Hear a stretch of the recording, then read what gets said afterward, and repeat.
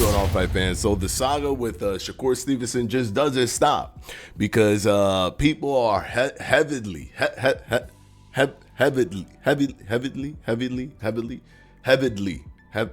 don't know. People are really, really don't like this kid, right? So now all of a sudden the top rank after time or air time, whatever their kind of lower quality version of the Showtime epilogue is on All Access, or was on All Access. Rest in peace to that, because that was the best boxing documentary episodes, better than 24/7 in my opinion, but now we don't have it anymore. Hopefully they do that with Amazon Prime. And this is like the same company, because it's looking like the same company that's doing the whole Amazon Prime actual boxing event appears to be the same one that was running, the same team that was running the Showtime events in terms of production and all that stuff. So hopefully they do that for the Amazon Prime. But anyways, now the video comes out, and one, it's just showing all of the other stars. If you watch the whole thing, it's showing Keyshawn Davis, it's showing Abdullah Mason, it's showing Shock, it's showing all those guys more than it's even showing Shakur, right? It was showing them in the locker room before they even got out.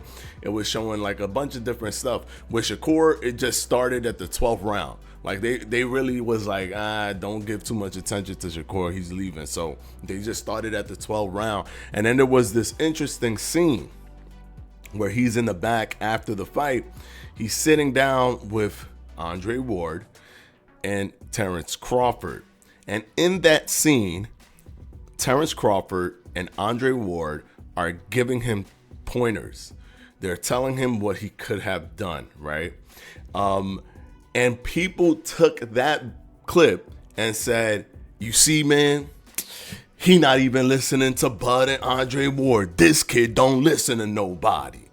Now, I get why they're saying that in the full scope of Shakur don't want to listen to, Andre Berto. He doesn't want to listen to somebody like Ishe Smith, for example, because in his mind, they ain't really accomplished nothing. But people want to put that on him, like, you're not listening to boxers who are your elders who are trying to tell you something. And Shakur's trying to say, well, yeah, they're my elders, but they've never fought at this high level to the degree that I'm fighting, or to the place that I want to go, right? So people are like, oh man, how could we like corner him somehow?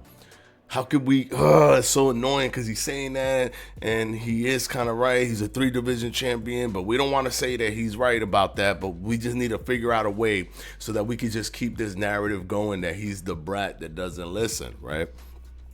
I mean, and everybody's entitled to their own, like, you could say to yourself, I don't think that this person is a person that could tell me something because I don't necessarily respect. You could be older than me, but being older than me doesn't necessarily mean that in a specific skill set that I'm better than you in, that you could tell me something just because you're older, right? And I get that, right? Like, you could be older and because, like, you could talk to him about life problems, right? You could talk to him about, girlfriends and stuff like that, and he'll listen to that because you've gone through those experiences. But when it comes to boxing and he feels that he's already surpassed what you've done, I get the sentiment of like, well, why would I listen? Like, why didn't you do those things to ensure that you became a 3-division champion and all these different things and did crazy stuff in your career? So I get that, right? I get it. Is it a little bit bratty? Sure, it is, but I get where it's coming from. Now, they couldn't wait to use this clip though of Terrence Crawford and Andre Ward talking to Shakur to be like, you see, he doesn't listen. He doesn't listen, man. This dude just like, it don't matter who's talking to him. It don't matter who's talking to him. Look, he doesn't listen. And if you watch that clip and you tell yourself, oh, Shakur's not listening in the clip, you just a person that you're not looking for the truth. You're not looking to find out what's going on. You're looking for things to validate your narrative that you have in your head that you want to push to your viewers. And I'm talking about anybody who makes YouTube videos, any single person who talks on boxing that's looking at that clip and saying this is what this clip is talking about. They like to gaslight because, again, boxing YouTube is all about gaslighting. That's one of the things that I cannot stand about boxing YouTube. It's all about gaslighting based on who you like and who you hate. And anything you see, if you don't like the person, the glass is half empty. If you like the person, the glass is half full, right? And a lot of people, like, trust me, there's things that if you go back to the past of a lot of these YouTubers' videos, they praise like people like Floyd Mayweather, talking about how Larry Merchant was crazy for even talking trash on Floyd Mayweather's performance with Baltimore, and then they're trashing Shakur Stevenson for his performance with Artem. When Baltimore and Artem, same type of, Baltimore had 7 losses, Artem had 1 loss, but they were both not even close to the level of Shakur or Floyd. But because they liked Floyd at the time, Floyd is considered the glass half full, while Shakur, because they don't like him, he's considered glass half empty.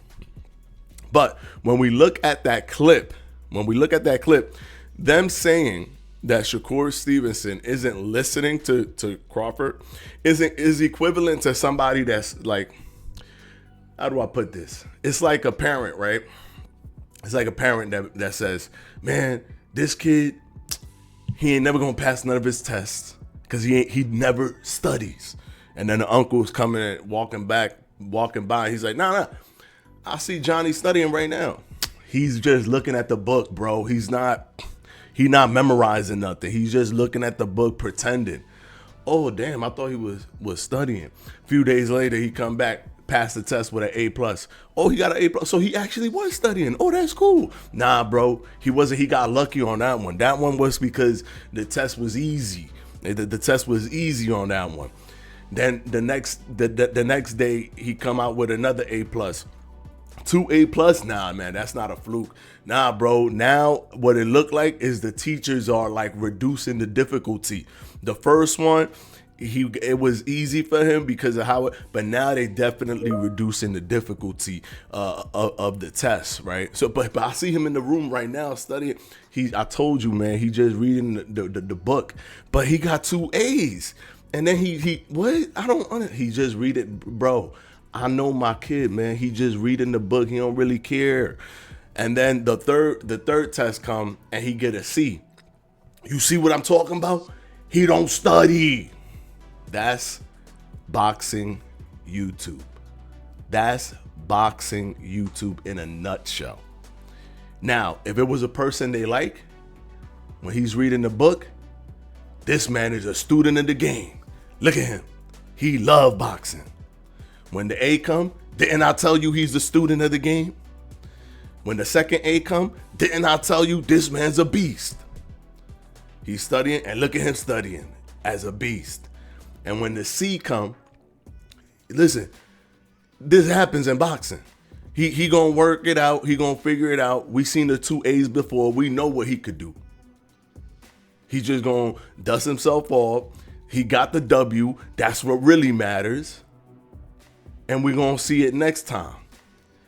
That's boxing YouTube. Do they like you? Do they not like you? Now let's look at the clip that everybody's saying Shakur Stevenson ain't listening. And let's see if he is listening or if he's not. Let's check it out. All right, here's the clip, guys. Let's see.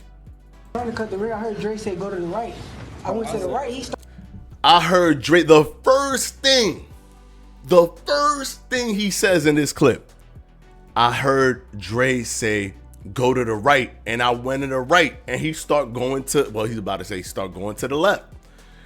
Not only do I believe that he's listening to them in this clip, and we're going to watch the whole thing, but I also believe that he was listening to them in mid-fight. He heard Andre Ward in the crowd say go to the right, and he starts going to the right. That's literally what he said.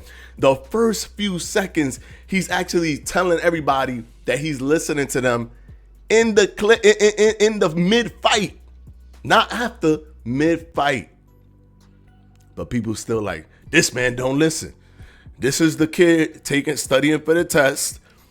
This is the kid studying for the test, and they just saying, oh, he's just reading the words. He's not memorizing nothing. Let's put it back so y'all can hear it. Trying to cut the rear, I heard Dre say go to the right. I went to the right, he started going left. Go to the right. And it was, and Terrence Crawford was the one that said go to the right. Bro, one of y'all said go to the right. And they said, well, one of y'all, he's still respecting both of them. It doesn't matter. Let it be Bud saying it. Let it be Andre saying it. He's still respecting both of them. And by the way, I don't know how Terrence Crawford was telling him go to the right if he was sleeping the whole fight, right? Right? Am I right? Yeah, false narratives. You guys love this in boxing. Cut him off with your jab. You wasn't jabbing, bro. He said, throw the jab. You weren't jabbing. You heard what Shakur said? Yeah. You heard what Shakur said? Yeah. Listen to this. Cut him off with your jab. You wasn't jabbing, bro. Yeah. He's listening to them. Now, people want him to be like, yes, sir. Yes, sir. Yes, sir. Does anybody listen to people that way? No.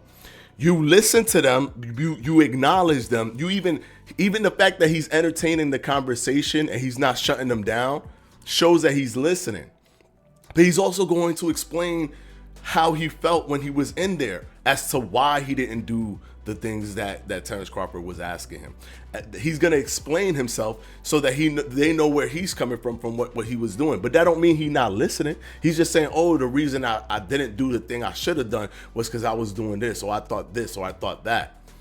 But like, thank you for telling me. Now next time I'll know. But he the kid that's not, he's just reading the words. He not really, you know what I'm saying? He not really memorizing nothing. Just following. I was trying to get him. Yeah, but you gotta jab your way in. Them bodies. You see, he was like, I was trying to get him. And he's like, yeah, but you gotta jab your way in. And he's like, but he not listening, guys. Like, this is the video that proves Shakur Stevenson not listening. You know, I had him at a certain time. I started picking the pace up, but it's like he just kept like. But you wasn't letting your hands go. You was picking the pace up with your movement. Yeah. But your hands wasn't. You see, he's like, you ain't letting your hands go. You picking up the pace with your movements. He's like, yeah. That's a person.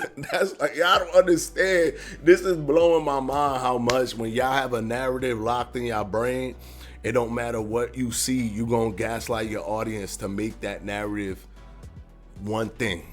Just let's make this kid the kid that don't listen to nobody. So we gotta, everything we see, if it look like he listening to somebody, we gotta flip it to make it look like he not listening. You know what I mean? It was a certain time I started throwing, boom, boom, boom, boom, boom. I just started touching him. And then I think in the 8th or 9th, He said there's a certain time I started throwing boom, boom, boom, boom, boom, but I was just really touching him though. That's what he just said.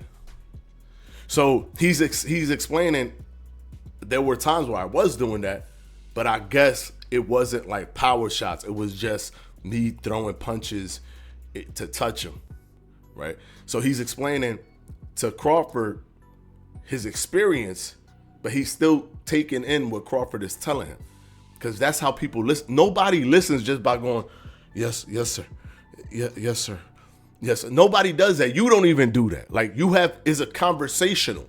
You're like, yeah, oh, okay, oh, that makes sense. And no, that thing I was doing it, but maybe I wasn't hitting him super hard. Like, I was just touching him, so okay, I conceded. Like, that's how you have that conversation when you're listening to somebody. You're not just hands down, head down. Like, people want this unrealistic, like he's just like bowing down at them as they're talking. Like, what do y'all want? he was like, let me start moving. I was just about to say, just like, he was pump faking like he was trying to do something, but he started, the first couple rounds he was sharp. Yeah. And that third, fourth, fifth, he started like kind of, He was solid though. No cap, he was solid at first. I'm like, damn, he bouncing. He won't stay in one spot. He just keep bouncing. I said that. Yeah, he said he was solid though. Not he's solid. Y'all don't know what you're talking about. He's just explaining his experience from the inside of the ring. Because you could even if you're like a super masterful boxer, you're not feeling the punches, right? You're not you're not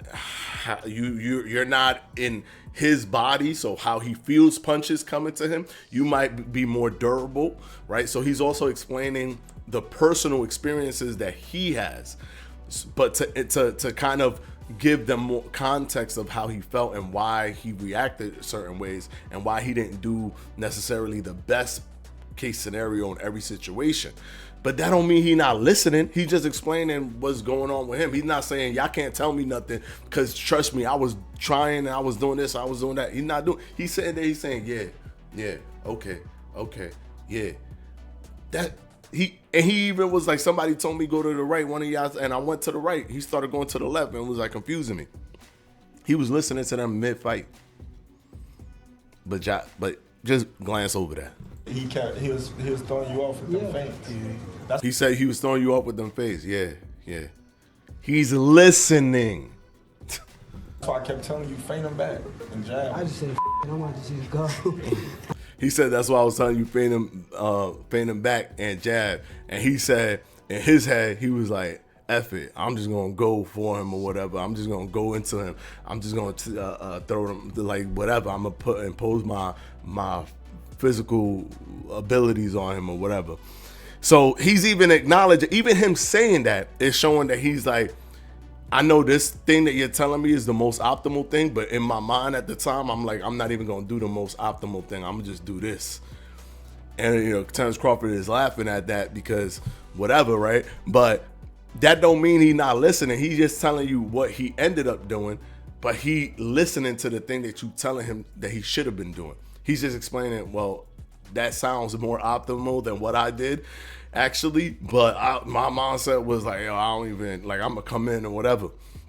Yeah, the fact that you could watch this whole little clip and say to yourself that Shakur Stevenson didn't listen, it just shows that, bro, it don't matter what clip comes out of Shakur Stevenson. I guarantee you, anybody who's talking trash about Shakur Stevenson or who's talking down about Shakur Stevenson's art and performance, I guarantee you, it don't matter what clip come out.